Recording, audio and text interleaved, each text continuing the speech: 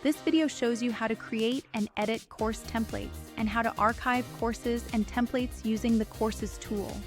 Course templates streamline course creation by grouping similar courses under the same department without affecting their content or design. When you create a new course, a new template is automatically created, or you can click Change Template to search for a template or create a new one. To create a course template, click Create Template. Enter a required name and template code.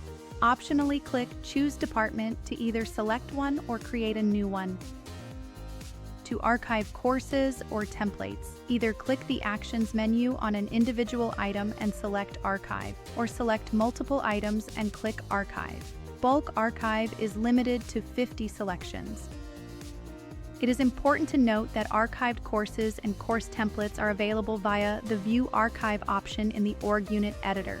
To permanently delete courses or course templates, you must navigate to Admin Tools, Org Unit Editor, View Archive. Select the courses or course templates you want to delete and click Delete Permanently.